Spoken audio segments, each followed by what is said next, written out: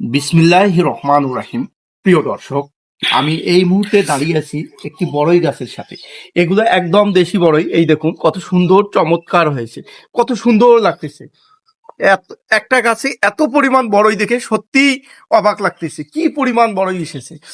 এবং এই বড়ই একটি অত্যন্ত উপকারী ফল, বিশেষ করে এটিতে প্রচুর পরিমাণে ভিটামিন সি, অ্যান্টিঅক্সিডেন্ট সমৃদ্ধ একটি ফল।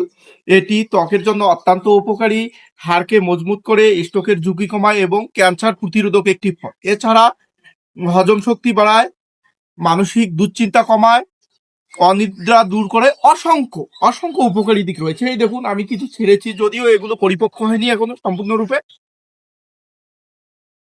হালকা টক, অত্যন্ত সুস্বাদু এবং একটু সুমিষ্ট।